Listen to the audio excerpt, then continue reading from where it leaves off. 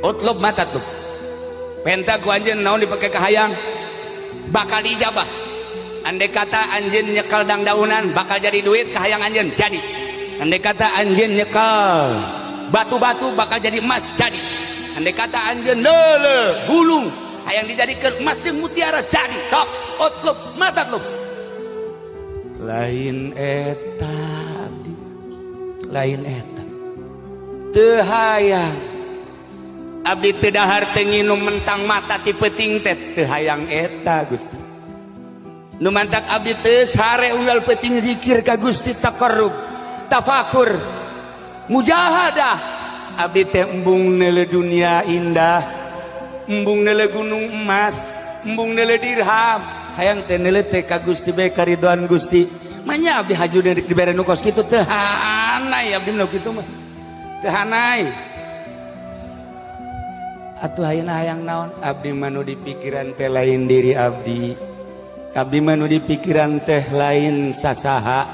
tapi umat sabada abdi teu aya. Lamun Gusti Roh husul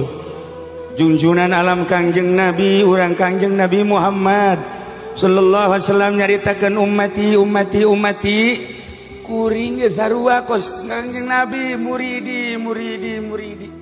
sanggeusna maot Kangjeng selalu inget ka umat sanggeusna maot kaula kula selalu inget ka murid kaula pamenta abdi mah Gusti geus bae hayang disalametkeun seluruh murid kaula sakitu bae abdi mah insyaallah. Gusti Allah geus atuh tanda tangan Jibril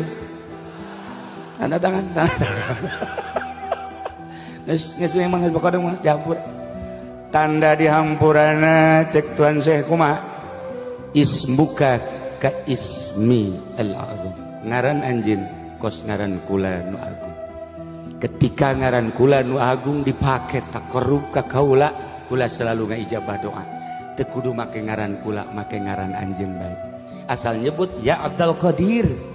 istajib doana ya Abdul Qadir Gusti Tuan Syekh Abdul Qadir coba pang aijabahkeun pamenta abdi panghasilkeun abdi teu kudu ka Gusti Allah ka Tuan Syekh Abdul Qadir geus cukup matak sadunya kabeh 5 benua eueuh nu teu pernah nganasab ka Tuan Syekh Abdul Qadir kabeh ngahadiahan Syekh Abdul Qadir Al-Jailani Syekh Abdul Qadir Al-Jailani